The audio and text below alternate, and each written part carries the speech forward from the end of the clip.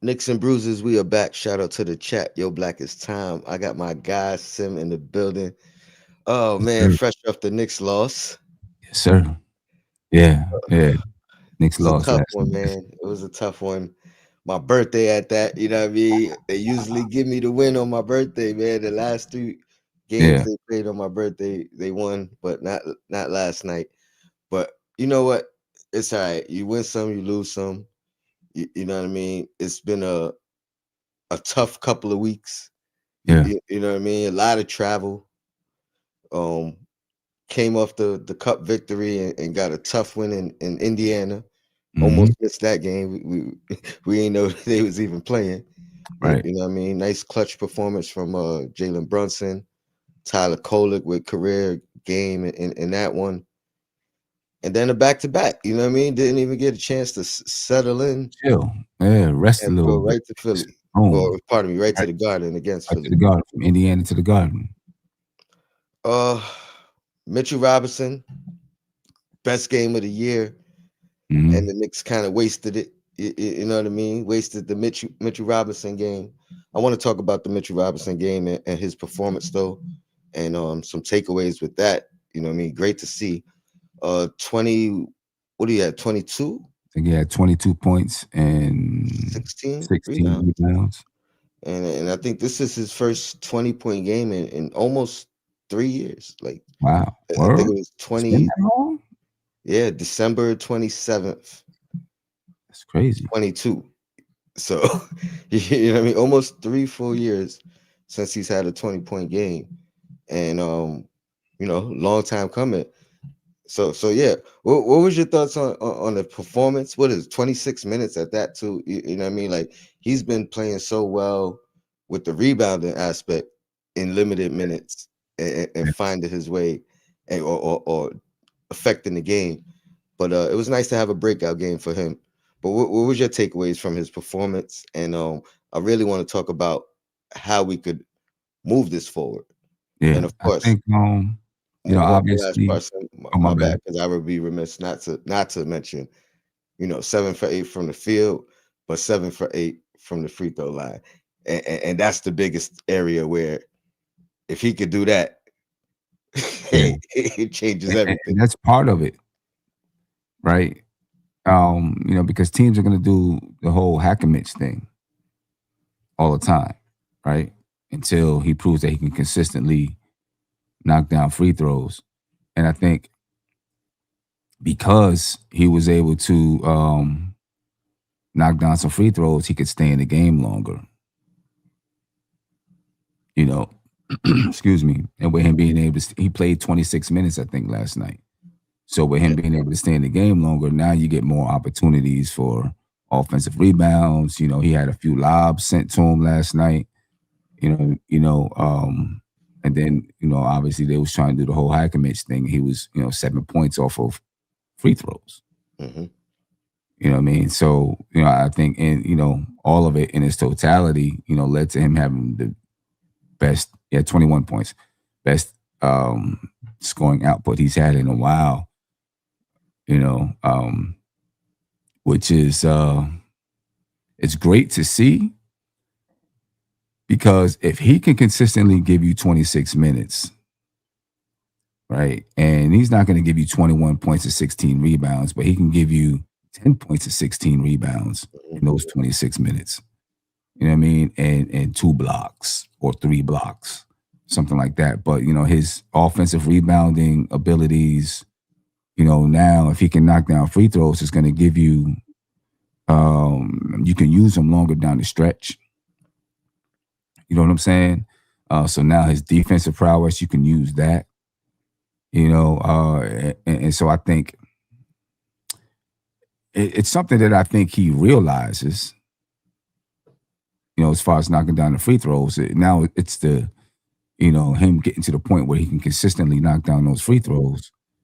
You know what I mean, and be confident at the line. I think this is definitely a step forward for him. But if we can get him to knock down those free throws and be a threat every time he's out there on the floor. With Tyler Kolek playing a little bit, he's going to be a lob threat, right? Because Kolek, he can find them. You know what I mean? I think, but other people, have been finding them too. JB found them. Hmm. You know what I mean? Guys are gonna find them, and they'll learn how to play with them a little bit better, and then that gives us another threat out there on the floor, another way to spread the floor. You know what I mean? Because he can spread the floor vertically, so teams are collapsing. It just gives you so many more options. Yeah, you mentioned one of the points I was going to get to with JB and finding him for the lobs. I think um that's been underutilized. You know what I mean? Okay. For the most part of you know their tenure together, even though part of that has to do with chemistry, I think, as well, with Mitch being out so much, and not being able to develop that. But yeah, I think that's an integral part of him being able to give us even 10 points a game, or in the minutes that he's getting. I don't remember what the exact number was, but I know we're leading the league in points off of Mitchell Robinson's points off of offensive rebounds, and Okay. particularly when he gets the offensive rebound. Hmm. And I'm sure the way it's an analytic league, other teams know that, right? So I anticipate the Hackemit strategy to not only continue but even increase, because if he's automatically, let's say it's hypothetically, because I know it was a 1 point something, but let's say it's just one points off of um offensive rebound possessions. When he gets the offensive rebound, you know what I mean, they may want to take their chance of him getting that one at the line, as Right. opposed to you know what I mean, it being a open two or open three, which typically we get off of his offensive rebounds. But yeah, great game for him. um the lob threat, I think we need that for him to sustain these point outputs. The free throw shooting, an adequate number. We obviously don't expect 7 for 8. No, You know what I mean? Night in and night no, in and night out. it's not. But um 5 for 8. You Five know for what I mean? eight. I Considering, take 4 for 8. you know, I mean, 50%. You know what I mean? You I should be think on like 2 for 6, 7. You know what I mean? that is true. That is true. So 5 for 8 may be a wishful thinking. You know what I mean? But I'm saying over. I want over 50%. You know what I mean? Whatever that equates to, the higher the better, obviously. But if you could do 50%, that's right on par with what he's averaging in points off of the offensive rebound anyway, with the kick out. Hmm. Hmm. So at the very least, it keeps that same threat, that same number of, what I mean, what he could give you off of that. Yeah. Um, Tough loss though. I see a lot of people killing Bridges, and his defense, and VJ had a heck of a game. This guy's on par to be up there with the Rookie of the Year talks. I think. Super athlete, which isn't necessarily Bridges' strong suit as far as defending. Athletic guys like that, jumpers. Right. Um, I don't know. I'm not killing Bridges right now. I felt like they killed Bridges the game prior, and I thought he was pivotal in our comeback against Indiana, and it seemed like people were killing him in that game too. I, Um, I guess the tough thing about Bridges played fine last night. Um, in my opinion, it wasn't. Guys are gonna have hot nights. The Knicks did not shoot the ball well. That to me, that's what lost us the game. The Knicks didn't shoot the ball well. They shot 25% from three. They shot 44% from the field, and they had 18 turnovers. You know what I'm saying? Like that's what lost the game. mhm. You know what I'm saying? Somebody's gonna score the basketball. Edgecombe had a hot night, right? He had 23 points. What? Somebody's gonna score. If it wasn't Edgecombe, somebody else would have had 23 points, right? You know what I mean? It was the shooting that lost us the game last night, in my opinion. I And agree. Mikal Bridges shot the ball well.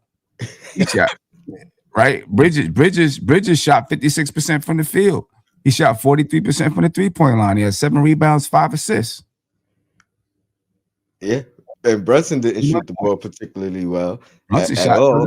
31%. And then you par that with, you know, Tyler regressing in the sense of, you know, his past 3 games performance, really his past 10 game performance, because I think he's been on a stretch. You know, people talk about the last couple games, but I think he's been on a stretch for a while now. Yeah, Well, kind of since Deuce came out, and he's kind of had the elevated role. I think he's played well. yeah, But tonight, last night was not particularly one of his better games this year. You know what I mean? You could argue it was one of his worst games of the year. So you part all you that talking together. about, you talking about Tyler Colic, yeah. Cole, yeah. You know, high I turnover mean, game, low you know, point, low, you know what I mean, low had assists. 18 turnovers, you know what I'm saying? And high turnovers, poor shooting, they never mix well. They don't mix well. Every once in a while, you might still win a game because the other team played the same way. But for the most part, it's not going to mix well. You know what I mean? And the 76ers last night, you know, they 41% from three. They only had 10 turnovers. And we still had a chance to win that basketball game. Yeah. You know? Um. Let, let's talk about this upcoming schedule. To me, this is a crucial stretch for us, Mhm. especially considering how tired we look in this Philadelphia game, Right. and the games are not going to stop coming. You know what I mean? Like there's really no breaks Mhm. um until like mid-January, Yeah. and you know it's not an easy schedule. It's not a cakewalk. We got Miami next tomorrow, another early game at that. So this is like 3 in a row, or 3 out of 4 games that were you know early in the day for us. Mhm. You know what I mean? Which, you know, typically that hasn't been our strong suit, but I'm not even gonna go there with it. What time we play at 6 tomorrow? 6 tomorrow. You know what I mean? We had back to back 6:30 games. You know what I mean? Coming off the cup. To me, that does add up to your tiredness. You know what I mean? Like Mhm. a 6 o'clock game, 6:30 game compared to 8:30 game. You know, that's 2 more hours of rest that you potentially didn't get, Right. and you talking about back to backs and all that. But yeah, like I said, they keep coming. We got Miami next, tough game, always a tough game for us. They beat us twice already, right? Twice. Yeah, they beat us twice already. You know what I mean? Yeah, you spoke about that yesterday. Pardon me. Let's try to even that up. You know what I mean? Then we got Minnesota on the 23rd. You know what I mean? There's some. I'm not gonna say it's as high as a tension or important game as it was a year before. You know, more than a year removed from the trade and everything. But they're playing better, and they're trying to fight their way back. You know what I mean? Back to back Western Conference Finals. So they're no Right. slouch. Then we got the Christmas Day game, noon, another early game. Cleveland Cavaliers, who are in the slide and not playing their greatest, but again, not a slouch of a team, very dangerous. You know what I mean? Sure, they're gonna be up for playing us. We were Mhm. supposed to be the 2 teams that were the surefire top teams in the East. Um, let's talk about those three first, and then I'll give you the next three, and how we feel about that.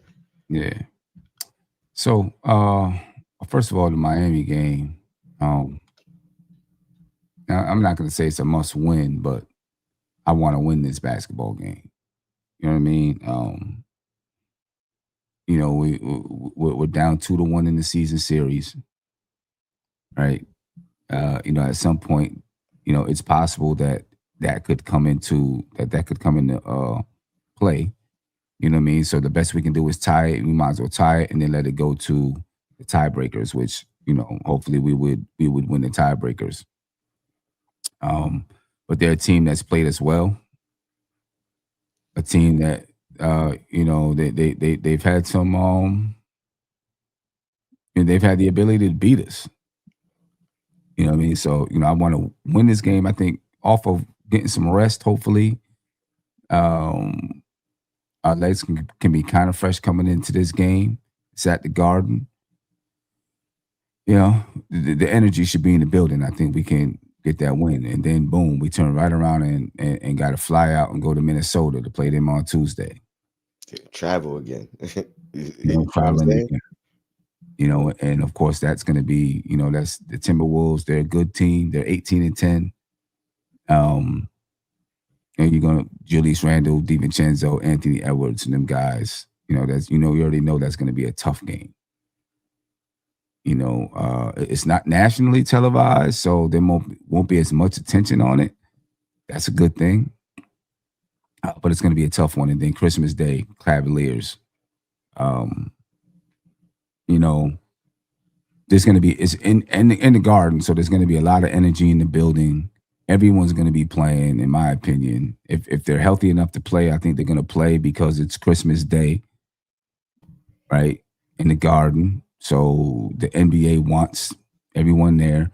And you talk about the Cavs; they're 15-14 right now, playing like a 500 team. But I think the last time we played them, what happened the last time we played them? Did we lose to them or we beat them? First game, what was that? The first game of the season? I think we I think, won the I think we, first I two think we games. won it. We won that game. We did. But I think we can win all three. You know what I mean? It's just we just got to be focused to do it. I think we can win. We can sweep all three of these games coming up, and maybe this loss against the 76ers puts us on track to That's sweep these games out. that's what I'm hoping. That's what I'm hoping. I agree. Capable, yes, we can. Um, but this is a time that, people talk about sending a message, or you asked about winning the chip or winning the cup, and was that sending a message to the league? I think these three games right here, could send a message. You, Yeah. you you know what I mean? Um, Especially coming off the loss, a bounce back win or bounce back stretch to get things back on track. I think Hmm. that could be so pivotal. Um, I kept talking about how these other teams who won the cup, they go on these stretches of some bad play right afterwards, and if it doesn't go well, and these three losses is just as damaging, you know what I mean, as pivotal three wins would be. Right. You know what I mean? Coming off this cup, we really struggled with Indiana, and had to you know what I mean, claw to win that one. Then we lose the one to Philly. So it's like, yeah, these three games could be like a little mini make or break stretch for us, you know, given if we win or if we lose them. Right. Um, Definitely capable of winning them. Though I agree. Yeah. You And go then we from got there though. You got the Hawks on the Hawks, 27th, the Pelicans, and the the Spurs. Spurs. Now, this is where it gets tricky, right? Like I said, we go on. Let's say we don't play well in them first three. Let's say it's 1 and 2. You know what I mean? It starts looking a little shaky. You got the Hawks who are, middle of the pack in the East, but everybody is acknowledged that this team is better than they've been. Trey Young is just kind of getting back. They've been winning without Trey Young, so he's kind of redefining his role with that team. But they're dangerous. You know what I mean? Right. Pelicans, record wise, not so much. But I'm gonna go out on a limb, and I think the Pelicans are gonna have a way better second half of the year than Okay. than the first half. I don't know if they can fight their way back into the play-in, but I think they're gonna be way more competitive and win a lot more games in the second half. Yeah. They've been fighting all year and barely losing. You know what I mean? Like losing, but people got to fight to beat them. Yeah. And then And of then I course got you the got Spurs. Spurs. And You already which know. is the capper. You know what I mean? Yeah, you already I'm sure know. that's nationally televised. I'm sure Wimby at that point should be off his minutes restriction, or at least modify it to where he's playing more. You know what I mean? I know they want to avenge their loss in the cup. So yeah, that 6 game stretch alone, you know, very very pivotal. Yeah. Break down those three, and then three more, and I'm gonna switch one more topic, and we out of here. I mean, as far as the Hawks and the Pelicans, what I mean, the Hawks will be competitive. I think we should get that. I think we should win that game. Um, Obviously, with Trey Young back, is KP playing? No, I don't Right. think so. I don't think he's Like playing, right? But they're saying their style of he may play play always again. gives us a little bit of trouble. The last I heard, he might. You know what I mean? He might be. It might be over for him. Yeah. KP. Okay. Their style of play though always gives us some trouble. You know what I'm saying? Always. So that's the one thing that would be concerning about the Hawks, their style of play. And And Johnson is. yeah, he's he's playing a lot. He's playing well. right. Pardon me. I was gonna say something. It wasn't gonna sound right. I had to. I had to modify my thought in real time. Um, but yeah, he's playing. He's playing well. He's the type of guy that kind of gives us problems. Eh, Um. Yeah. And then the Pelicans game, that's like one of those trap games. Hmm. You know what I'm saying? They're 6-22. You assume that you should be able to take them out. Um, you know what I mean? You might end up resting players the same way we did with the you know, um Indiana Pacers. Yep. You know what I mean? Um, that could be a trap game, especially when you got a team like San Antonio coming up, and you're probably looking at that game like, yo, they're gonna come for us. Da da da da. So we've got to be careful and be focused on that game there. Just really be focused to make sure that we apply ourselves. I do like that Jalen Brunson last night said, it's no excuse. We got to win those games. You know what I mean? So that tells me he's gonna keep the team. He's gonna do his best to keep the team focused. You know what I mean? So And he always puts the onus on himself, and he yeah, usually has back bounce right. performances, right? And he's kind of been a little choppy, in a couple of these runs in the stretch. And You then know of what I course, mean? the San Antonio Spurs. That's gonna be a battle. We already know that. You know what I mean? They're gonna want to prove that they're better than us, that they can beat us. They're gonna be they're gonna be looking at us like, hey, they're a championship contender. We want to be championship contenders. They just beat us in the NBA Cup championship game. We've got to we got something to prove. And And so it's not like as much as it was a great win for us. I'm sure they feel like they didn't play their best. You know what I mean? Vassell wasn't hitting right. shots. Uh, Wimby kind of was um not focused, if you will. You know what I mean? So yeah, they definitely gonna want to avenge it. Next three, we got the Hawks again, um, Philadelphia, and the Pistons. Right? Um, let's say the Hawks, we win that one, right? Let's say we win them. We're a better team. They still finding themselves. Philly, I say we get revenge. We feel like we gave one away. You know what I mean? Maybe Embiid plays that one though. You know what I mean? I don't know how much that changes things, but Embiid, he may want to say, "I'm one up on y'all now. Let me play this one and try to solidify and go up too."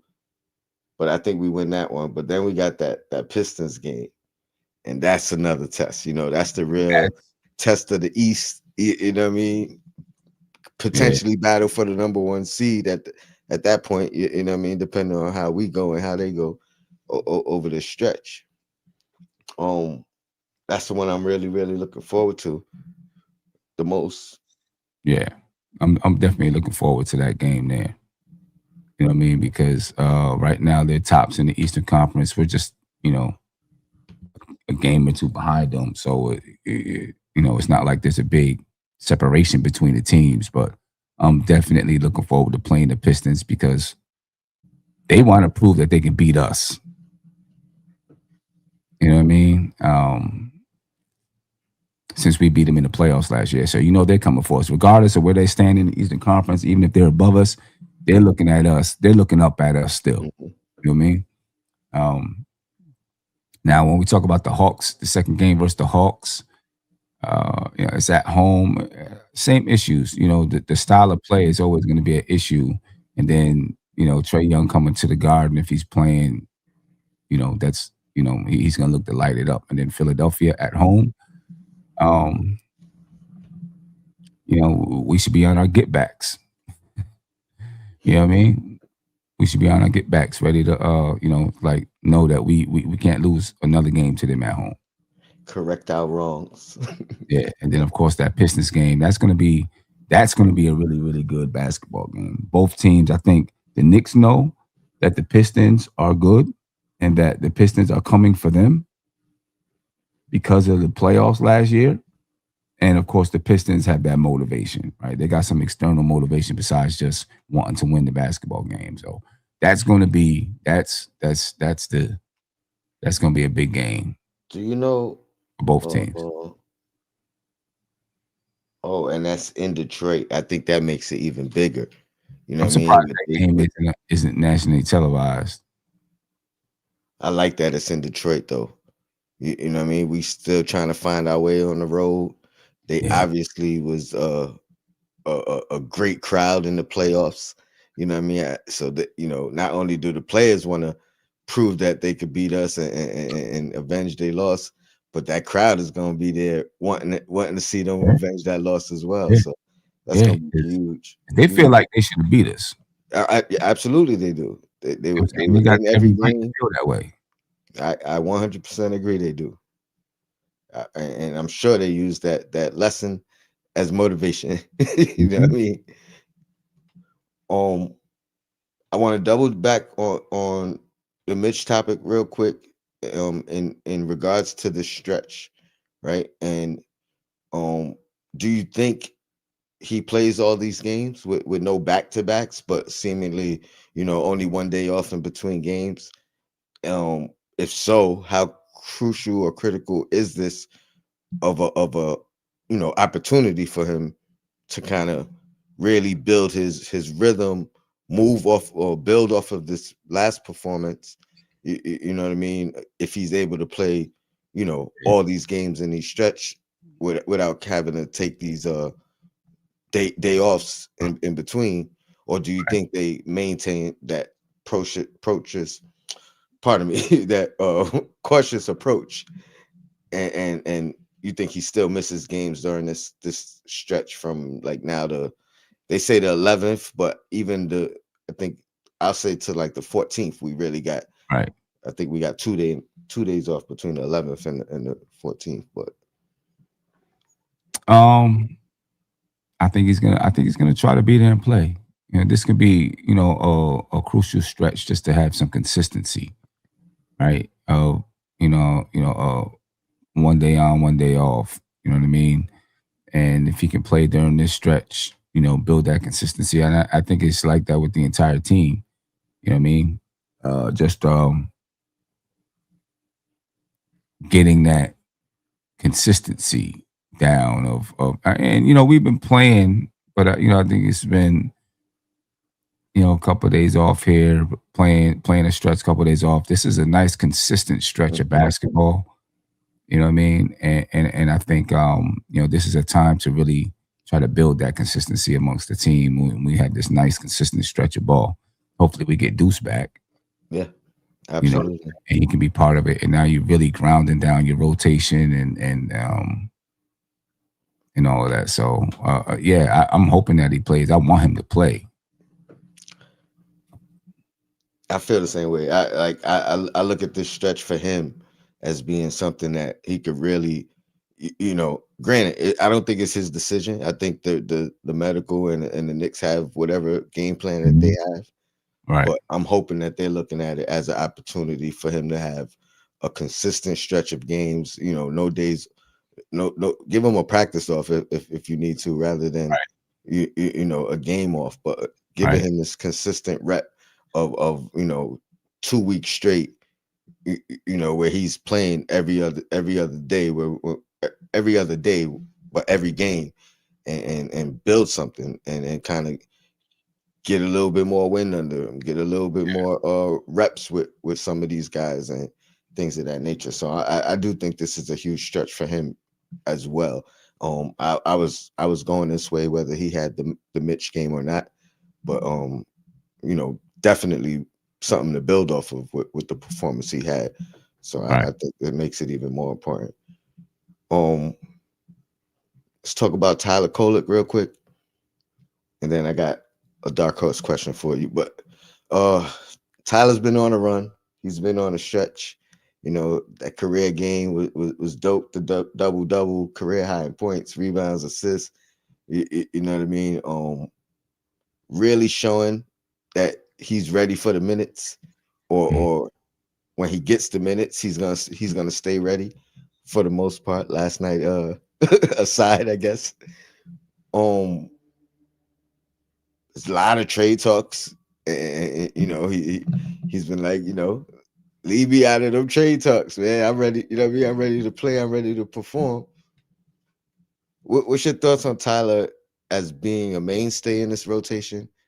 Um, the great thing for me is what he does well is kind of like something that is unique to him on the team. You know what I mean? Like his playmaking ability, and kind of being a leader in that sense, I think is unique to him on the team.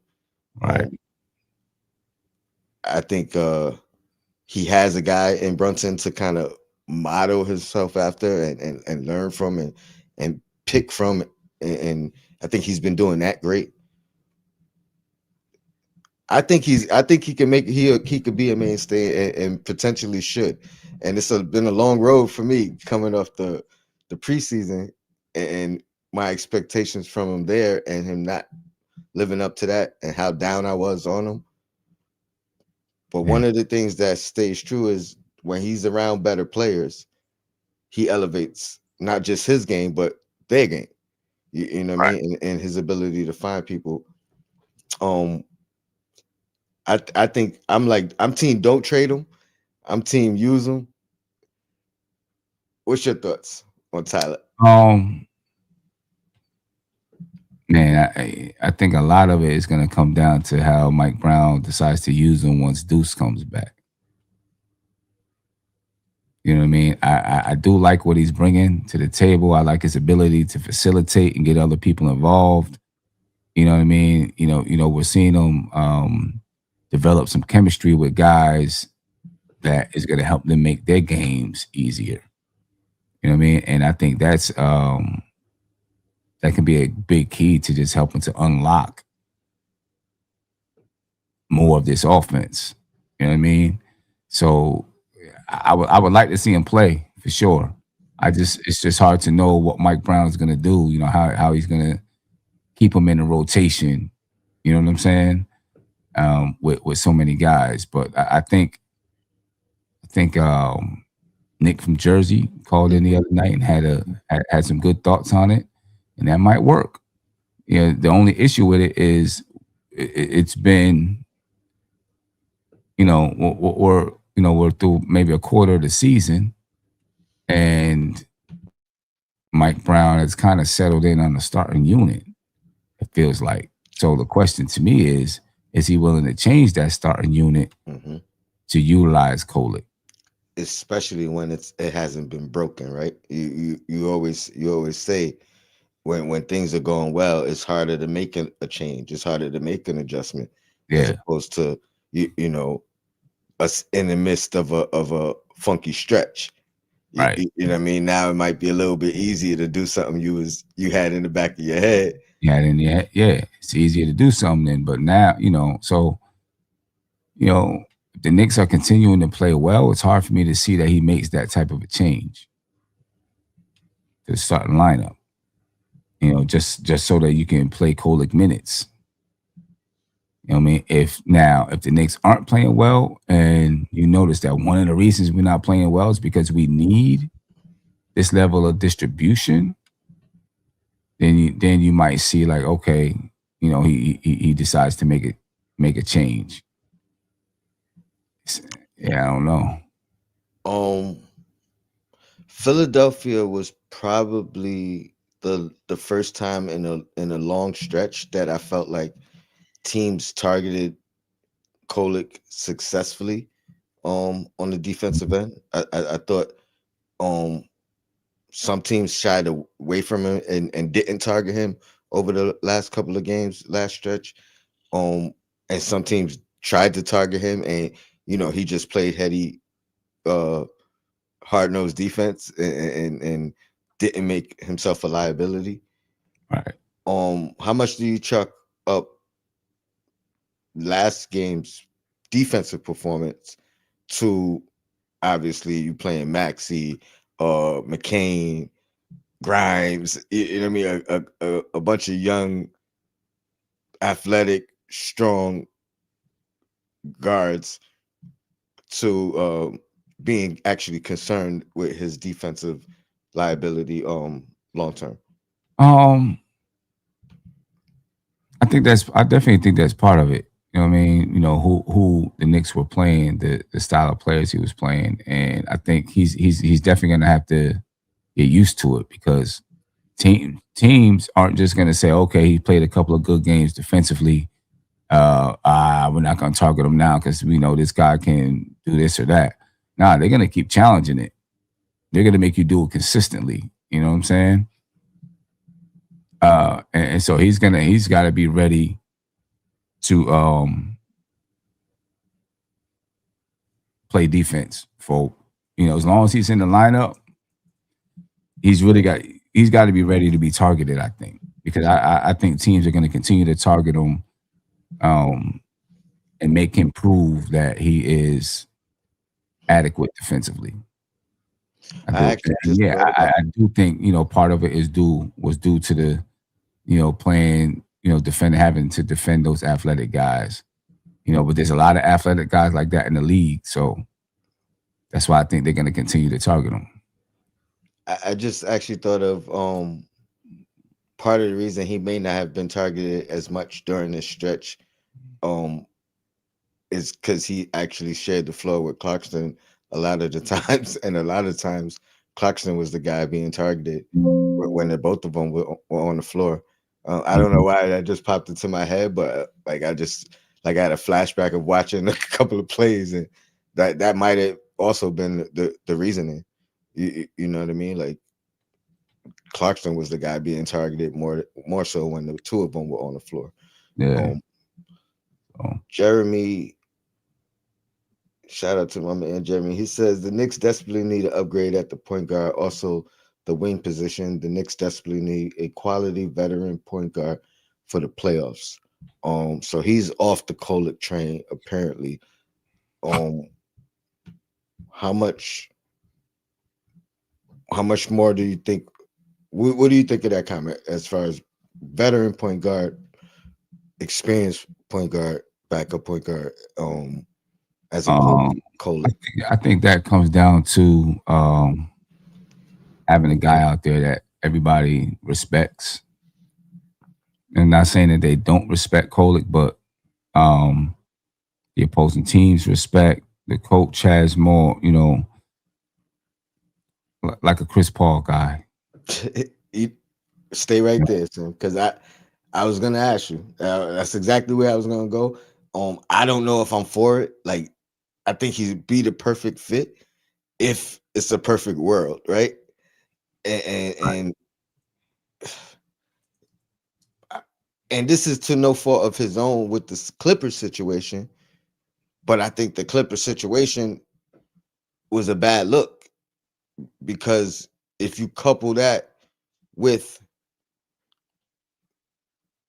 Chris Paul throughout his career, it's always two sides to the coin, right? It's always respect his game, respect his presence, respect his ability, who he is, his knowledge, all that. But then you always hear about the teammates that don't get along with him, the teammates that didn't like his approach. You know what I mean? Like, even though results have always followed him in a positive way, wherever he's been, it's never been. He never really gets that glowing endorsement as a teammate. And I don't know if you know what I mean. I don't know if that's worth the risk of it not working. Like if it works and he comes in and does the veteran presence thing and the knowledge of the game, and I think he can impact the floor, everything.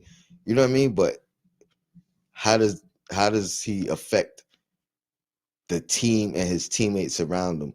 You know what I mean? Like we don't want to hear about him and Cat not getting along. Like him not getting along with anybody on the team becomes a bigger Right. detriment than I think what his success could be on the team. Right. But what's your thoughts? I agree. Game though, that be the perfect fit. Exactly what we need when you talk about veteran point guard and presence. Do you think Yeah. his outside thing would affect or be a bigger risk as I do? Um, Probably. I think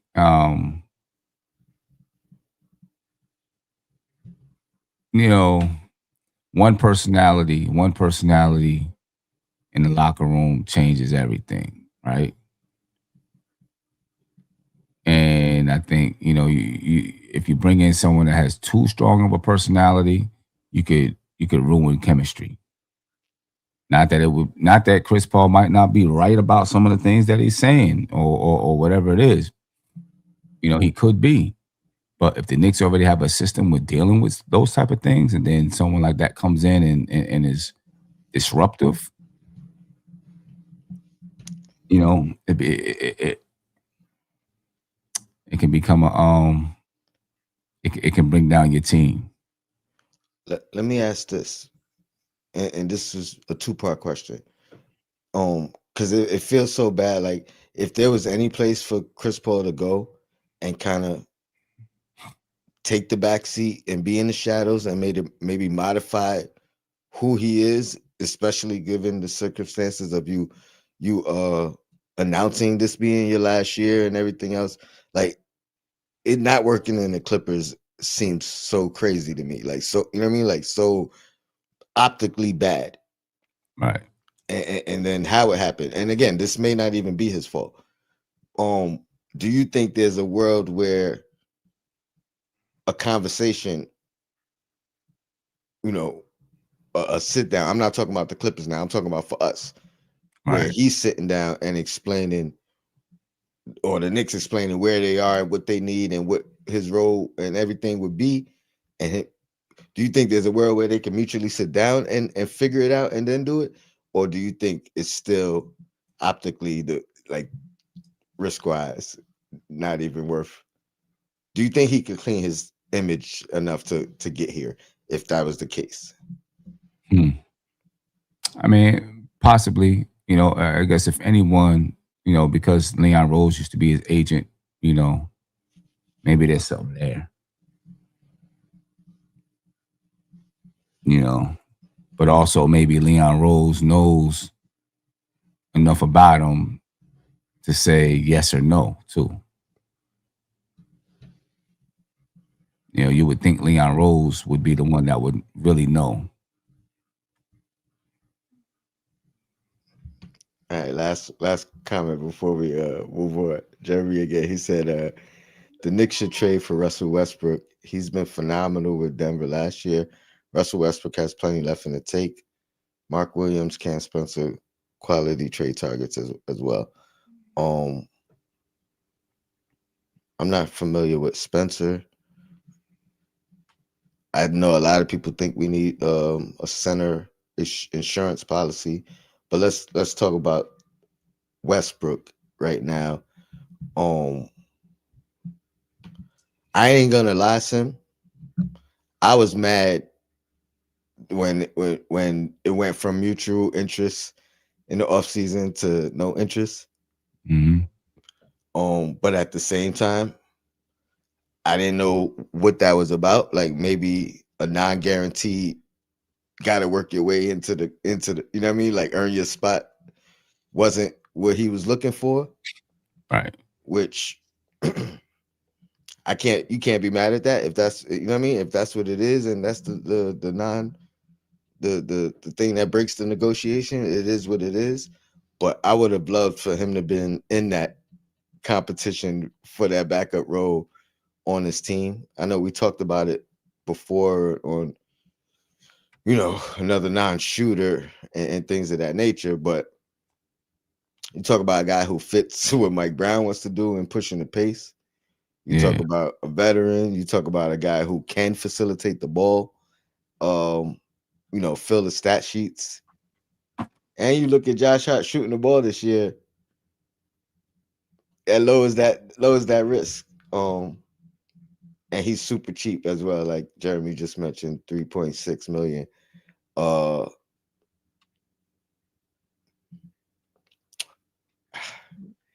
he's another guard, but he's a tall guard, right? He ain't the 6'3" guard. So he's at least six Right. five, right? What's Is your it thoughts on, God, on Westbrook? I fault. tell you what, if we talking Yabusele, I'm down, and I figure it out. Yeah, I Um, mean, I see him as less of a risk, less of a fit, but also less of a risk than Chris Paul. right. I see him buying in and not being the distraction guy more than I see Chris Paul. He would definitely be a big spark off the bench. There's no doubt about that. You know, does he bring that cerebral part? Maybe not. But as far as just having a pure spark off the bench, always bringing energy to the game, um, you're getting that. So yeah, I definitely would. If we're talking about Yabusele, Oh, all right. Appreciate the engagement, Jeremy.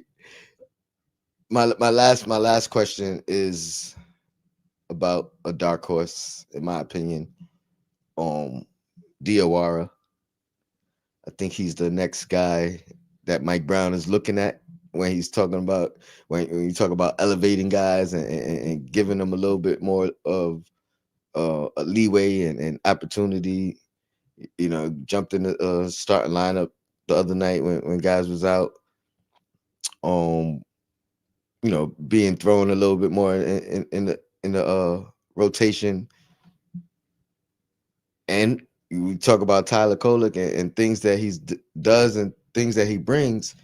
I think Diawara fits the bill of, a need. When people talk about trading for guys and what we need, I think we got a guy. The question is, can he build enough steam during the rest of this season with opportunity to define himself as a rotational guy this year? right, Um, long, my quick answer is no, but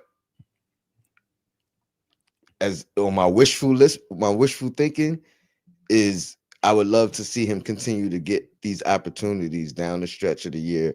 You know what I mean? When guys got to miss games, he's the one guy that could fill in the OG absence. You know what I mean? Spell OG. I think his size is eye popping when you watching the game. Like he's taller than OG, he's mhm, longer than OG. He has good mobility. You know what I mean? He's just not polished. Mike Brown just said it too. It's really about experience, right? And mhm. garnering it and building it. Do you think he could collectively build enough experience this year to build his way as a rotational piece? As a rotational piece, I don't know about as a rotational piece. Like a, um, I would say he would be a, like a maybe a small time rotational piece if that's if they trade Yabusele, maybe he gets Yabusele type minutes. That that's basically where I'm what I'm visualizing. Could he stepping into that role where might be 5, might be 15, depending on you know what I mean, depending on what's going on that particular night. Right. But also if you're trading Yabusele, you're probably bringing back a rotation piece. So It may be a different position though, and because that's one of the things for me that is the biggest standout for him, positional size. hmm You know what I mean? Like unless you bringing in a rotational piece at that size, you know what I mean, in that position, his value is still there. You know what I mean? right. But that's what I think. I think they Arguably, even probably more if would, you're moving Yabusele because you're losing right. some size. I think they probably would try to bring in someone, Okay, you know what I mean, that who with that type of size. Because that was the whole purpose of Yabusele. So if you're trying to move them, unless you just have like a real no brainer type of move, I would think they're probably trying to bring in someone who is, you know, has that type of size. I think. fair enough. So you think Yabusele gone might be the only way we could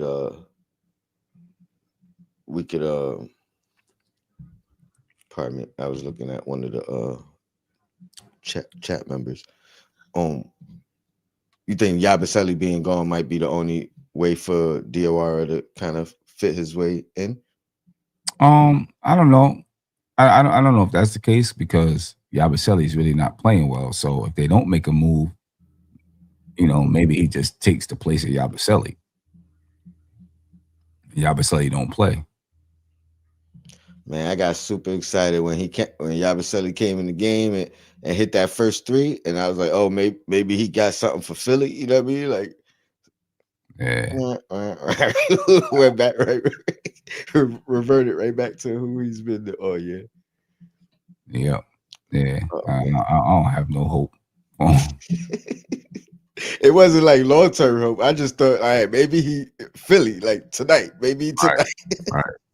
I ain't got no hope for that dude, man. So man, all right, man. So Yeah, I appreciate you jumping in with no me in doubt. chat. I appreciate you guys. Got the computer, so I'm back on the grind. Definitely, definitely back on the grind, man. In 2026, you're gonna see a lot of me, a lot of me. Sam, what we doing? Yeah, well, I'm about to set up and do, maybe another little 20-minute show. I really want to talk about, it's all-star voting. Can we get 3 all-stars? Who are the all-stars? Oh, Can we get 3? Jalen Brunson right now, top 5 MVP voting. Did Mike Brown's speech did it resonate? Or is it just the performance? Was it the cup? You know what I mean? Like, was it the cup? But yeah, I'm looking forward to it. Good show coming up. MBK, you got Knicks and Bruises is back. Shout out to the chat. Until next time, your blackest time. We out of here. Sim, I Peace. appreciate you. No doubt.